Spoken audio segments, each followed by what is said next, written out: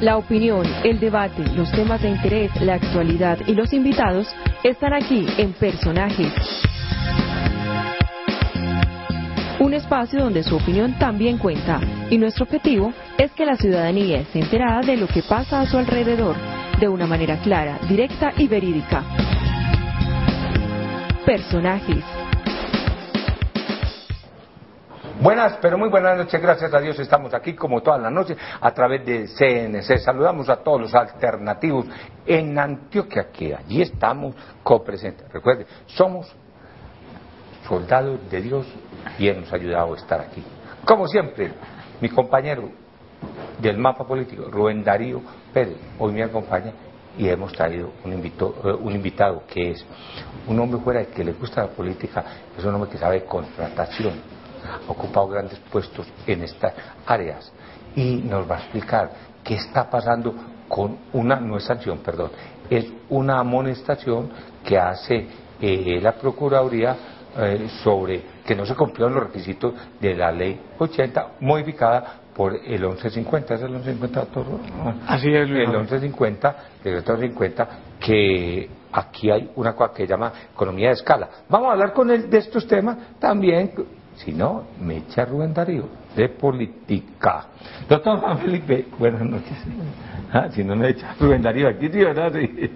Luis Javier, un saludo muy especial, muchas gracias por invitarme a este importante programa, con todo el interés de hablar sobre estos temas de trascendencia nacional, de importancia para nuestro departamento, que desde luego la bancada antioqueña que está hoy representando el departamento en el Congreso de la República, pues estamos defendiendo con ahínco, con decisión y determinación temas como el que usted acaba de mencionar, autopistas de la montaña, la obra que le garantizará a Antioquia adentrarse en ese escenario de competitividad, en esos mercados internacionales, una obra que con urgencia requiere nuestro departamento del país. Rubencho, bienvenido nuevamente a su casa. Gracias, doctor Luis Javier, doctor Juan Felipe Lemos Uribe, representante de la Cámara de la U. Yo estoy preocupado, mire, es que son muchos hechos casi que sistemáticos. Yo quisiera pensar que son coincidenciales, pero es difícil creer en esa versión. Primero, Túnel de Oriente. El Ministerio del Medio Ambiente a nivel nacional, a través de Frank Pert, espero haber pronunciado bien el nombre del señor Frank Pert, dice que se para la obra. Después, multa a EPM. Usted lo dijo en la campana hace contados instantes, doctor Luis Javier, el noticiero. 23.000 millones por haber parado EPM a Porce 4. Pero no saben que EPM tiene la razón. Invasiones, guerrilla, en fin. Y ahora esta perla, que la Procuraduría General de la República le da por investigar a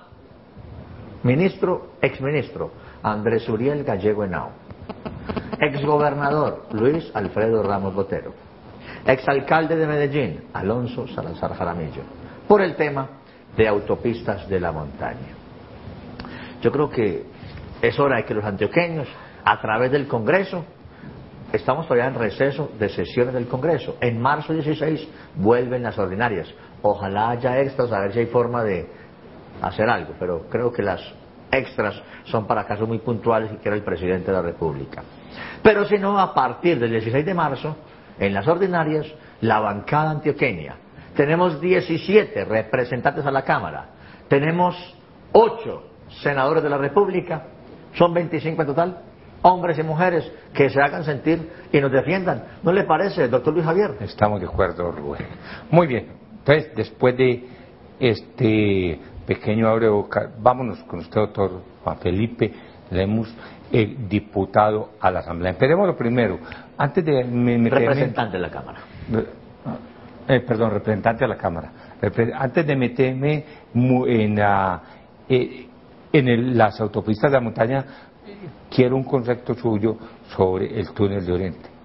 A ver, el túnel de Oriente, según Cornare, que tiene la competencia, ahorita, leer exclusivo de Cornare, ahorita que hay una cosa que el medio ambiente dice, pues lógicamente manda y dice, yo quiero tener la competencia del mismo, la boca, pero cuando hizo el estudio y salió a defender el director técnico, el doctor Javier Parra, me parece que es de Río Parra, fue un estudio muy, pero muy valorado. Llevamos muchos años hablando del túnel de Oriente, haciendo estudios, se firmó y empezó. Son 200.000 millones que paga, si estoy, doctor, señor representante de la Cámara, doctor, si estoy equivocado me dice, 200.000 millones de acuerdo a las cláusulas que hay, porque de todas maneras el contratista no tiene nada que ver, le van a pagar y los paga el departamento de Antioquia. Estoy en lo cierto, para que hablemos un poquitico de eso y nos vamos entrando a lo que dijo Rubén. Y la autopista de la montaña, señor representante de la Cámara. Pues Javier, efectivamente, en esos temas contractuales la administración debe tener mucho cuidado. En materia contractual hay un principio que es el de el restablecimiento de la ecuación económica y financiera de los contratos. Para explicarle un poco a los televidentes a qué me estoy refiriendo, eso significa que cuando por una circunstancia ajena al contratista se vea obligado a parar la ejecución de la obra y esa obra genere un costo adicional no previsto inicialmente dentro del contrato, la administración o la entidad estatal contratante tiene la responsabilidad y el deber de garantizar al punto de no pérdida al contratista esos recursos que aumenten el costo de la obra por esa paralización injustificada. Para adelantar un proceso de selección, entiéndase una licitación pública, para poder adjudicar el respectivo contrato, se deben cumplir unos procedimientos previos. Uno de los principios fundamentales de la contratación estatal es el principio de planificación contractual o planeación contractual. En dicho principio, Luis Javier, se deben contar antes de iniciar el procedimiento de selección con todos los estudios previos, incluidos las autorizaciones, llámese licencias ambientales por parte de las corporaciones o entidades responsables y competentes para tal fin. En el tema del túnel de Oriente, se inició el proceso de licitación pública, cumpliendo con ese requisito previo, asignada esa licencia ambiental por Cornare, que era la entidad competente para tales efectos. No puede hoy. Se la quitaron momentáneamente. El Ministerio de Hacienda, sí. Y me parece que está cometiendo un grave error la administración departamental al frenar la obra, porque muy seguramente un abogado que conozca de los temas contractuales, y si el contratista lo quiere hacer, demandará al departamento y será el departamento quien responda por esa suspensión en la ejecución de la obra y por los costos adicionales que esa suspensión le genera al contrato. En esos temas contractuales hay que ser supremamente cuidadoso, porque, como lo expresé al principio, ese principio del equilibrio económico-financiero de los contratos hay que respetarlo. El Consejo de Estado ha sido reiterativo en la jurisprudencia en esa materia y mucho me temo que esa suspensión pueda generar costos adicionales que no son culpa del contratista, que son responsabilidad del ente estatal y que tendrá desde luego que responder en caso de que ese tema se acentúe y continúe en la dificultad que se ha presentado. Muy bien, don Javier, qué pena, es que usted dijo en la campana, y lo vi muy atentamente esta noche, que si eso hubiera sido en Bogotá, hacía rato los constructores, los que estaban ahí en la obra, los contratistas, ya hubiesen demandado. ¿Usted considera lo mismo, Juan Felipe? ¿Qué podría haber pasado? Tenemos constructores de buena fe que están esperando a que estas aguas tan ariscas, por llamarlas de alguna manera, se calmen, porque es que además es muy, y yo me reitero en lo mismo, es que es muy coincidente que desde Bogotá paren Túnel de Oriente, Ministerio del Medio Ambiente, multen a EPM, la CREG, y ahora la Procuraduría sale con esta situación en contra de Andrés Uriel, de Luis Alfredo y de Fabio Alonso, así se llamaba el alcalde de Medellín, se llama el alcalde de Medellín, el exalcalde. La verdad es que estas obras representan el futuro de Antioquia. Túnel de Oriente, autopistas de la montaña, como lo expresaba al inicio, representan la posibilidad de que Antioquia se vuelva competitiva en los escenarios internacionales. Este país tiene un atraso de 150 años en infraestructura vial. Los estudiosos de los temas económicos de los escenarios de mercados internacionales en los que ha venido adentrándose Colombia a través de la firma de varios tratados de libre comercio. En lo que han concordado todos es en que el país, para poder adentrarse con éxito en ese escenario, requiere una infraestructura vial que garantice la competitividad del país, que permita la posibilidad de reducir los costos del transporte, que son los costos más altos en América Latina, Luis Javier. No podremos ser competitivos nunca, mientras los costos del transporte en Colombia y los tiempos del transporte, los costos tan elevados y los tiempos del transporte tan altos. En mi criterio, el gobernador debe asumir una posición de defensa de los intereses del departamento en esas materias. Si ya se adelantó un proceso, si ya la licencia ambiental está aprobada, pues hay que avanzar en la ejecución de esa obra del túnel de Oriente y minimizar los riesgos contractuales que pueda generar la paralización de la misma. Ahora, en el tema de autopistas de la montaña... Entremos al tema ya de las autopistas de montaña.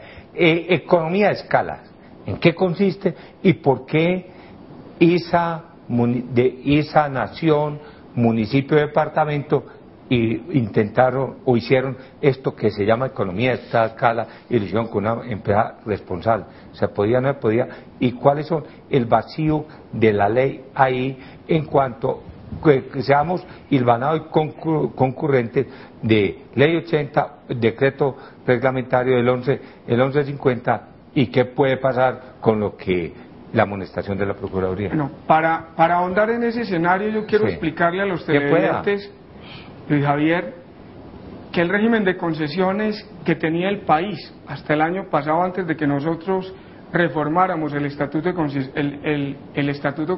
contractual en materia de concesiones, venía presentando unas falencias muy graves. En el país avanzamos en los últimos 10 años hasta las concesiones de cuarta generación. La mayoría de esos contratos, Luis Javier y Rubén, presentaron dificultades. Muchos de ellos costaron el doble o el triple de lo que inicialmente se había previsto para tales efectos. Por ejemplo, temas que dieron lugar a eso, temas como la corrupción, temas como la teoría de las sujeciones materiales. Este es un país que topográficamente tiene unas condiciones especiales. Faltaba la ingeniería de detalle y se adelantaban esos procesos de concesiones sin esa ingeniería de detalle, y una vez el contratista iniciaba la ejecución de la obra, pues resultaba mayor cantidad de obra y eso elevaba los costos inicialmente previstos. Previendo esas circunstancias, previendo que no había una normativa ajustada a esas realidades conocidas ya por toda la dinámica de los procesos de contratación vividos en materia de concesiones, el ministro de Transporte, con INCO, con el gobernador de Antioquia de la época, con el alcalde de Medellín de la época, con el director del INCO, de Invías, exploraron un escenario diferente. La figura del contrato interadministrativo. La contratación estatal tiene una regla general, que es la licitación pública, y tiene unas excepciones, que son la selección abreviada, el concurso de méritos y la contratación directa. Dentro de las características de la contratación directa hay una posibilidad, que es la del contrato interadministrativo, que fue lo que hizo el gobierno nacional, INCO, Invías, Gobernación de Antioquia, municipio de Medellín, con la empresa ISA. Esa posibilidad de contratación directa a través del contrato interadministrativo está reglamentada por la ley 1150. ¿Qué dice la ley 1150? En el artículo 2, numeral 4, literal C, establece que las entidades estatales podrán celebrar contratos interadministrativos entre ellas. Es decir, para explicarle a los televidentes, porque este es un tema técnico, un contrato interadministrativo es aquel en que en ambos extremos de la relación negocial o contractual hay una entidad pública, aquí como contratante y aquí como contratista.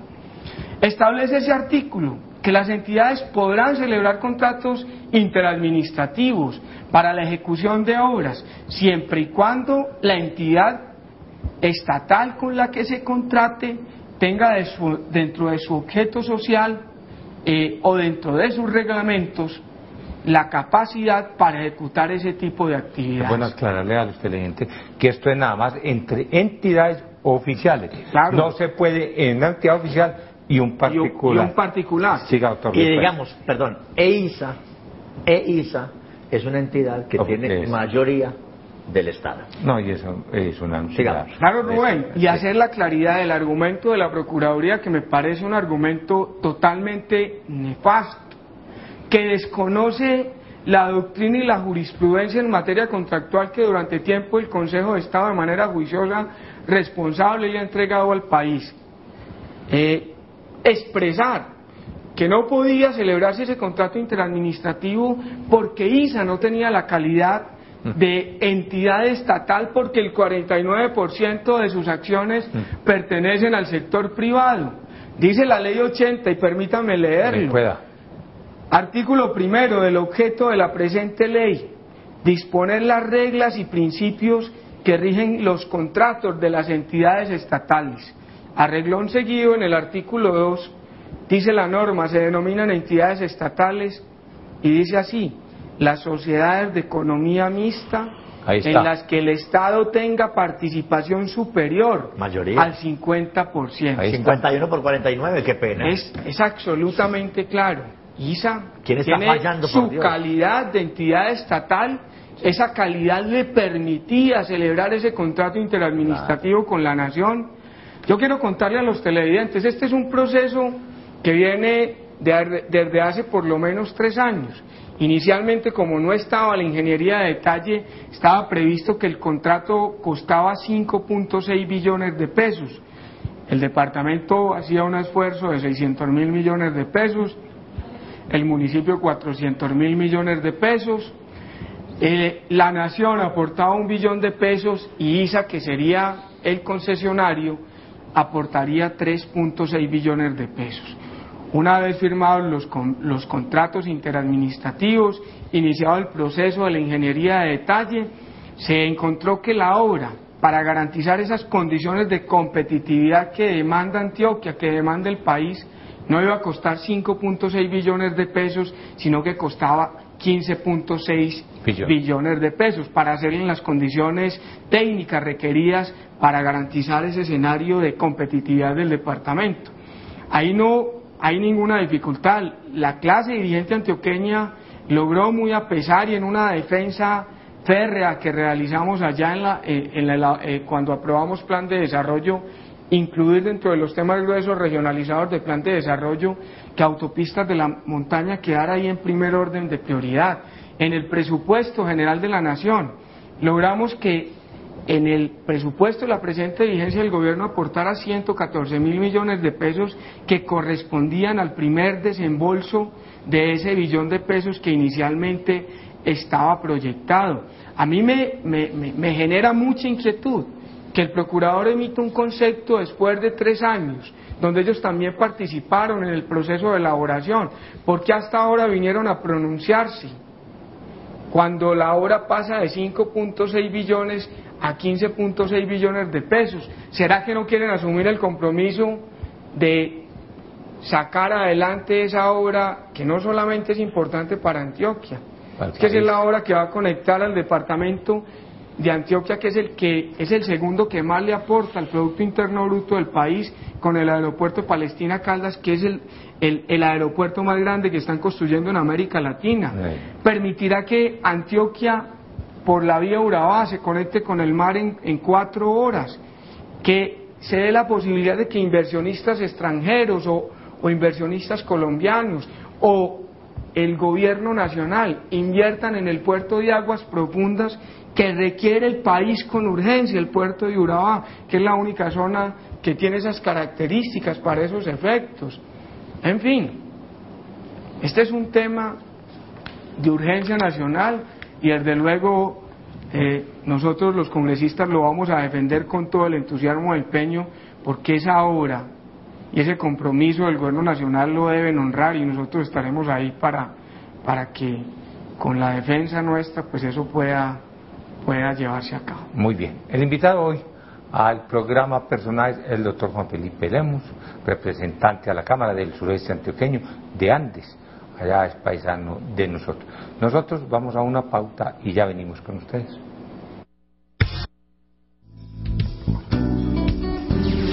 Ya regresamos.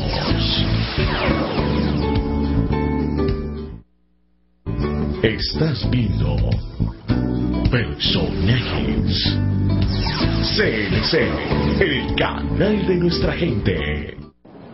Muy bien, invitado hoy el doctor Juan Felipe Lemos, representante a la Cámara.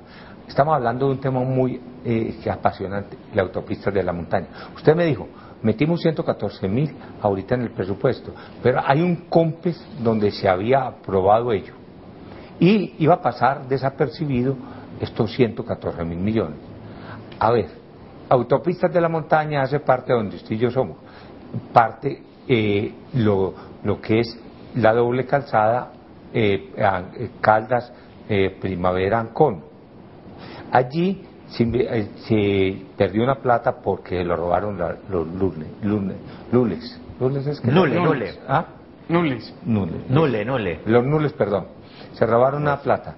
A ver qué está pasando para el sureste, que aquí esta gente, entre otras cosas, Carlos Méndez, los saludo, que está muy enfermo, a él y a toda su familia.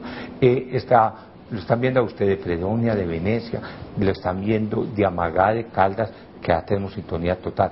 Y ellos están preocupados por esto de la autopista de la montaña y sobre todo lo que corresponde, la doble calzada hasta Ancón. Cuénteme qué está pasando, porque es que esto hizo ya un COMPES. Bueno, Luis Javier, lo que yo le explicaba ahorita, inicialmente el proyecto tenía un costo y todo el estudio económico, la proyección económica, el aporte contractual que hacía cada una de las entidades que participan en el proceso de dicha obra, hacía un aporte. Como inicialmente se previó que la obra costaba 5.6 billones de pesos, las entidades participantes en el proceso casaron unos recursos. La gobernación 600.000 millones de pesos, el municipio 400.000 millones de pesos, la nación 1 billón de pesos y el concesionario 3.6 billones de pesos. A raíz de que los estudios ya de ingeniería de detalle determinaron que esa obra no costaba lo que inicialmente se había proyectado, sino que su costo se elevaba alrededor de 15.6 billones de pesos, el tema quedó ahí medio empantanado. Pero resulta que se acaban de aprobar, o que el Congreso acaba de aprobar, el nuevo sistema general de regalías. Ha dicho el presidente Santos en reiteradas ocasiones que él va a honrar ese compromiso de autopistas de la montaña y que pudieran los gobiernos departamentales hacer uso de parte de los recursos de las regalías que va a recibir el departamento de Antioquia para invertir en esas autopistas. Ese es un llamado que hemos venido haciendo nosotros también, porque de lo contrario no habría ninguna posibilidad de sacar adelante la obra, porque puede ser muy diferente pasar de 5.6 billones a 15.6 billones de pesos. Antioquia hasta el año pasado solamente recibía por concepto de regalías 93.000 millones de pesos. Durante los próximos 10 años, cada año va a recibir el departamento 320.000 millones de pesos aproximadamente. Los gobernadores y los alcaldes definirán conjuntamente con el gobierno nacional esos recursos, a qué obras de impacto económico y de proyección se deberán allegar esos recursos. Ojalá el gobierno departamental utilizara parte de los mismos para sacar adelante esa obra. El suroeste demanda esa obra con urgencia. Usted que lo conoce bien sabe que el suroeste es una región cafetera que está produciendo fruta, madera, ganado, que es una de las regiones de mayor posibilidades de crecimiento en el departamento, y que con unas vías de esas condiciones pues tendrían toda la posibilidad de garantizar todo ese proceso de desarrollo económico en el que venía adentrándose. Así pues que uno de los temas gruesos es ¿por qué ISA?